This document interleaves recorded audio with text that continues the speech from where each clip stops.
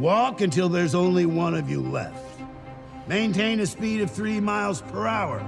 If you fall below the speed, you get a warning. If you can't make speed in 10 seconds, you get an additional warning. Second warning. 3 warnings, you get your ticket. Walk 1 hour at speed, 1 warning is erased, and so on. If you step off the pavement, you will get your ticket without warning. The goal is to last the longest. Who's ready to fucking win? The story is simple. When the gun goes off, you start to walk. You have to walk at over 3 miles an hour. If you slow down beyond a certain speed, you get 3 warnings. And after the 3rd one, you get your ticket, which is basically death. It took me a while to realize the real gut truth of this. This is walk or die. The Long Walk is an annual competition to instill work ethic amongst the nation's boys and the factory workers. In the world, in this version of dystopian America, this is a contest that is sponsored by, the military government to once a year get a group of 50 boys who have to essentially walk until all of them are dead except for one. All the boys in the country have to. They call it voluntary, but you basically have to sign up, so we're kind of imitating the draft. You take 1 boy from each state in a lottery kind of system, and they come and they compete for 1 wish, anything you want, and all the money in the world, basically. You are the victor.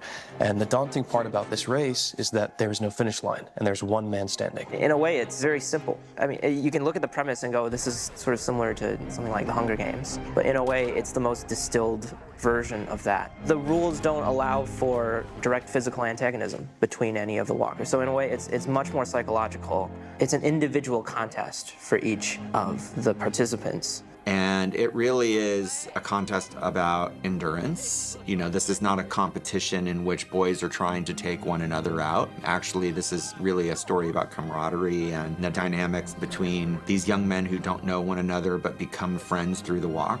But they're all very desperate because of the world they live in. There's a financial prize at the end of this, and it's a thing that is televised, and it's meant to inspire. And somehow, even as violent as it is, it's meant to sort of inspire hope and to show that hard work and endurance will bring prosperity. I mean, it's super fucked up. The Long Walk is like the worst competition sport that I think anyone could ever think of.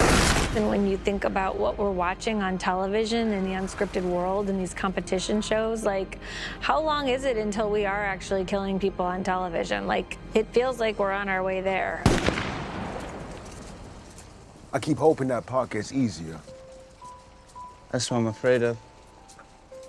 I feel like tonally, this film has a lot of similarities with Stand By Me. There's a certain thing that Stephen King likes to tap into, which is the group of boys just shooting the shit while they're moving from point A to point B, and I feel like this movie is the ultimate version of that. I watched Stand By Me before doing this, and there was stuff that I felt was similar. They're younger, so that plays a part of it, but there's a love, there's a male friendship love that I find to be so nice to watch. And of course with Stephen King, I've always admired his work, but this in particular, there's a certain kind of existential aspect to the story that I was really personally drawn to. Young men in particular kind of experiencing trauma firsthand as they're growing up and coming of age in a way that I've never kind of read or seen before. I've always been a fan. I mean, I was kind of raised watching movies based on Stephen King novels and loved those adaptations.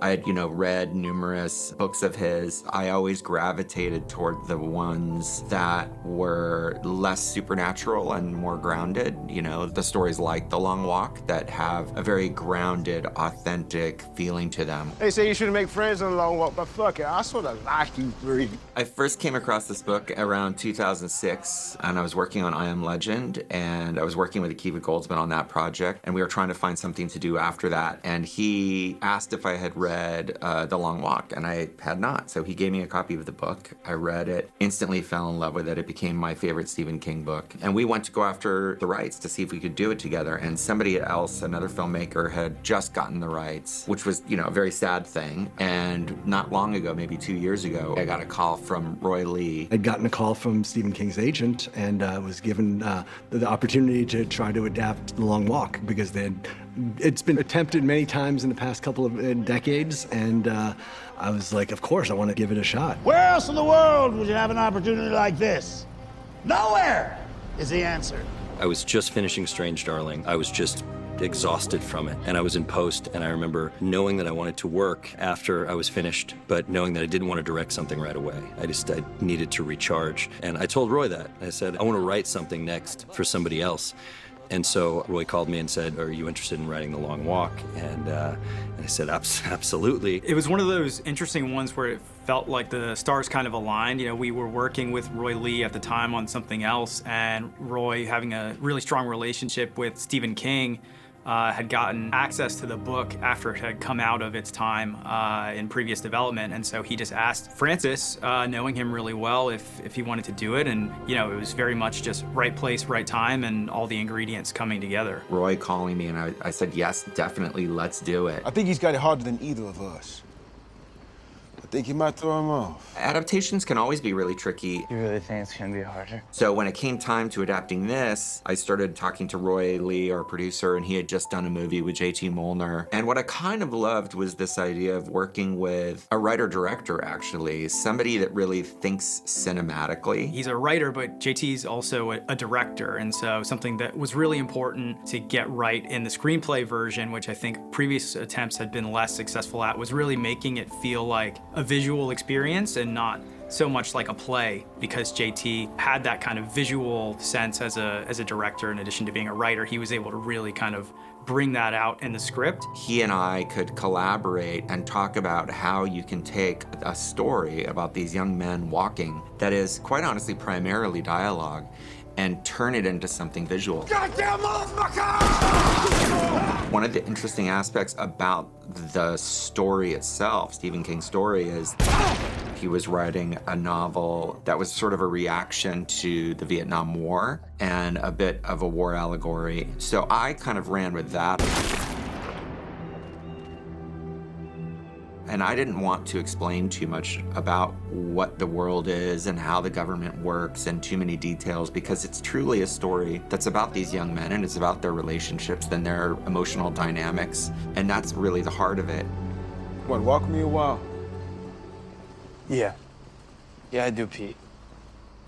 I'm one of those guys who always loves the book and hates the movie with every movie I see. I'm always disappointed if I've read the book. And so I wanted to find a way, when I had this task, I was like, we have to find a way to be really, really loyal to the DNA of the story and what makes it special, and sort of the hint of nihilism, but then a tiny bit of hope, and this, you know, this weird amalgamation of things that Stephen King was obviously feeling as a young man, this disillusionment with America, and him creating this sort of hyperbolic version of it. And I think it can be relevant anytime, for different reasons. People can find things to relate to, and there's definitely a sort of, you know, anti-authoritarian message in this movie. There you go, Pete. Hey, fuck the major. There you go. And so I wanted to stick to all of that, and I told Francis that I was hoping that's what he wanted to do as well, and of course he did. You old sack of shit, shut up! That's the spirit, my boy. That's a killer fucking instinct. It was a great collaboration, and it was also a really nice thing too, because it kind of timed in really nicely. We had this project that had fallen apart that we thought we were going to be doing last year, and suddenly the year was open and the strikes ended and JT was available and I was available, and we had this book and we both loved it and had passion for it. Roy is a magician in the sense that